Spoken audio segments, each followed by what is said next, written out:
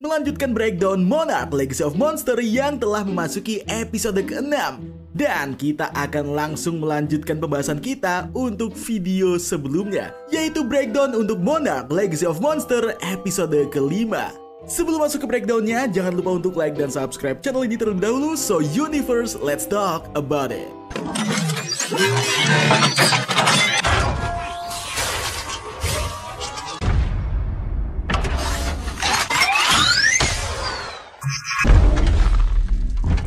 Episode 5 ini diawali di timeline 2015, di mana melanjutkan cerita saat Lee, Mei, dan Kate serta Kentaro dibawa dan ditangkap oleh pasukan Monarch setelah mereka mencoba lari dari Alaska dari serangan Titan yang bernama Frostfire. Mereka berempat dipenjara di ruangan yang berbeda. Di sini Kate menyindir operasi rahasia yang dilakukan oleh Monarch kepada mereka. Dan di ruangan yang lain, Kentaro terlihat mengamuk seperti Genji dan berteriak menanyai keberadaan Lee. Kentaro juga berkata jika ia adalah anak dari Hiroshi Randa. Di tempat lain, ternyata Mei sedang dirawat oleh teman tim yang bernama Duval. Duval sedikit mengobrol dengan Mei dan membahas tentang kejadian di mana mereka berempat bertemu dengan Titan di Alaska. Duval mencoba menamai Titan tersebut dengan nama Titanus Mei Hewitt, namun kemudian dia menamainya sebagai Lyra Mateo. Dan Duval pun memberikan sebuah kertas ke Mei serta meninggalkannya. Di ruangan lain, kita diperlihatkan tim serta pemimpin Monarch yang bernama Verdugo yang membahas tentang Kate serta Kentaro, yang mana mereka adalah anak dari Hiroshi, di mana tim tidak nyaman karena memperlakukan mereka seperti kriminal. Selanjutnya, Mei, Kentaro, dan Kate pun diantar oleh tim di sebuah bandara dan memberikan paspor baru kepada mereka. Di sini, tim memperingati mereka bertiga agar tidak lagi ikut campur dengan masalah Monarch agar mereka tidak terluka. Di bandara, Kentaro dan Mei kembali berdebat karena Kentaro ingin tetap mencari keberadaan ayahnya. Di sini, Mei sudah tidak ingin lagi ikut dalam urusan mereka, namun Kate merayu Mei agar dia bisa menolongnya. Di sisi lain, Lee yang berada di penjara Monarch kini ia didatangi oleh Verdugo. Di tempat tersebut, Verdugo memperlihatkan rekaman di masa lalu saat Lee, Bill, dan juga Keiko masih bersama. Di sini, Verdugo menanyai Lee soal file yang disimpan oleh Bill Randa yang dimiliki oleh Kentaro dan juga Kate, yang mana hal tersebut membuat mereka berdebat. Di tempat lain, Tim dan Duval membahas soal Lee yang mendirikan Monarch di tahun 50-an. Dan Tim menambahkan jika sebenarnya mereka mendirikannya di tahun 40-an. Namun Duval masih belum mengerti kenapa Lee yang harusnya berada di panti jompo malah harus menghadapi para Titan di masa tuanya. Sekarang beralih ke San Francisco, di mana Mei, Kentaro, dan Kate melihat sebuah video tentang bunker. Dan Kentaro di sini mencemooh tentang bunker tersebut. Namun tidak lama, Kate didatangi oleh seorang pria yang bernama James. Dan ternyata mereka kini menuju ke rumahnya Kate dan ibunya berada. Saat sampai, ibu Kate mendatangi mereka dan Kate menjelaskan jika Kentaro bernama Kentaro Randa. Hal tersebut membuat ibu Kate kaget dan mengajak mereka masuk ke dalam rumah. Pada saat ibunya merapikan barang-barang tersebut, barang yang dibawa oleh ibunya Kate pun terjatuh. Dan Kentaro pun refleks ingin menolongnya. Namun sayangnya, ibu Kate justru berteriak stop kepada Kentaro. Dan Kate pun menyuruh Mei serta Kentaro masuk ke dalam kamarnya. Di mana di sini, Mei dan ibunya pun berdebat tentang kehidupan mereka dan pilihan hidup dari Kate. Kate berkata jika ia ingin menuju ke kantor ayahnya untuk mencari sesuatu. Di malam hari, ibu Kate dan juga James masuk ke zona merah untuk mengirim barang di mana Kate, Mei, dan Kentaro ternyata berada di belakang mobil untuk bersembunyi. Mereka pun akhirnya sampai di wilayah yang dijaga oleh banyak tentara, di mana James menjelaskan ke mereka agar jangan sampai dilihat oleh para tentara atau jika tidak mereka akan dianggap penjara lalu ditembak. Kembali ke markas Monarch, di mana Verdugo masih menginterogasi Lee, yang mana Lee mengatakan jika Monarch selama ini telah melakukan hal yang salah. Kembali lagi ke San Francisco, di mana Kate, Mei, serta Kentaro berada. Di sini, Kentaro membuka sebuah lemari dan mengambil snack dan diperingatkan oleh Mei agar mereka tidak menjarah. Mereka pun melanjutkan perjalanan mereka, di mana mereka kini berada di sebuah tempat terbengkalai yang berupa kedai kopi favorit Kate. Dan Kate pun langsung flashback ke masa lalu. Yang ternyata di masa lalu, Kate memiliki seorang pacar cewek anjir. Kemudian mereka berdua pun menuju ke sekolah. Dan di sekolah inilah, Kate dan pacarnya mengajar sebagai guru. Timeline berada di hari pertama sebelum G-Day, di mana Kate melihat HP muridnya yang memperlihatkan kemunculan Titan di pantai timur. Dan Kate mengatakan jika hal itu adalah sebuah lelucon. Namun tidak lama, guru lain mendatangi mereka dan mengatakan pada Kate jika para murid akan dikumpulkan dengan keluarga mereka dan sekolah akan segera ditutup. Setelah mengalami flashback, mereka melanjutkan perjalanan dan hampir saja diketahui oleh para anggota militer.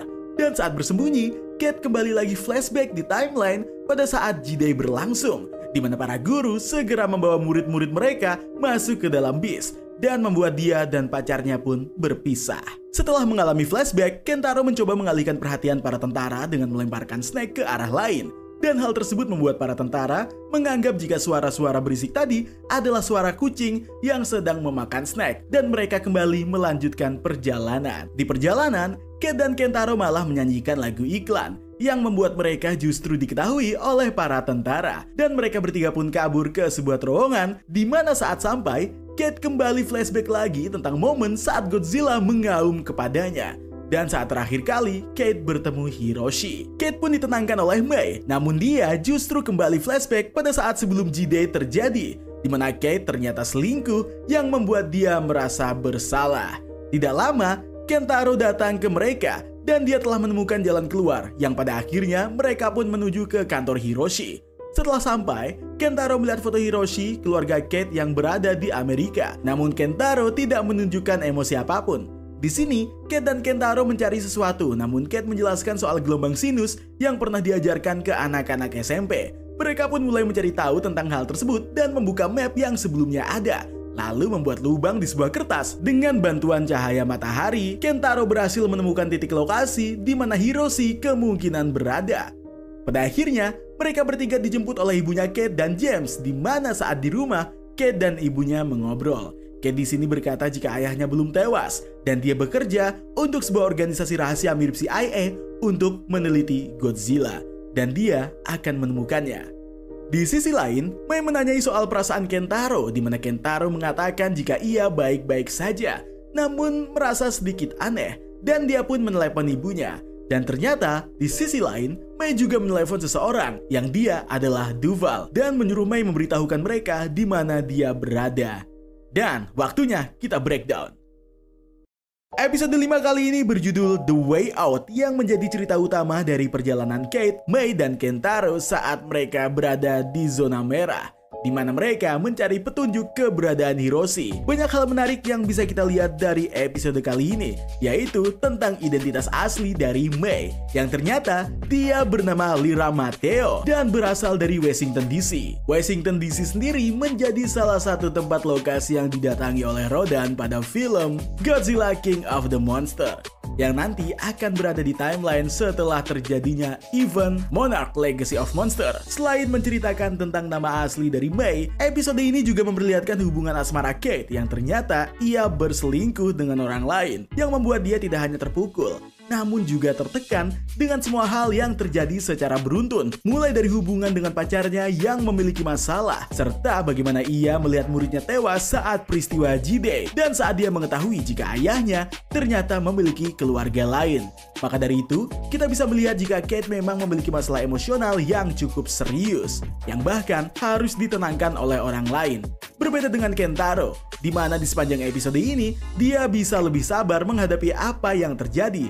Bahkan ketika ibu tirinya meneriakinya, dia tidak bersedih dan hanya terlihat sedikit kecewa. Namun setelah mereka selesai mencari petunjuk tentang keberadaan Hiroshi, Kentaro malah juga merasa baik-baik saja saat ditanyai oleh Mei, yang mana ini memang menunjukkan sisi baik dari diri Kentaro sejak awal episode. Tidak hanya itu, pada saat Kate berselingkuh, momen pada saat itu terjadi memiliki judul G-Day -1, yang akan mengingatkan kita dengan salah satu film Godzilla terbaru, yaitu film Godzilla -1, yang kita nggak tahu kapan akan tayang di Indonesia. Semoga ditayangin di Indonesia. So, itu tadi adalah breakdown dari episode kelima untuk series Monarch Legacy of Monster. Kalau misalkan ada yang kurang atau teman-teman ingin menambahkan, bisa tulis di komentar ya, Universe. Anyway, terima kasih sudah menonton video ini dari awal sampai habis. Terima kasih juga telah bergabung di membership community. Dan terima kasih juga atas super thanks yang telah kalian berikan. It's time to sign out. My name is Zaganos bareng Bang Eka. Stay safe and until next time.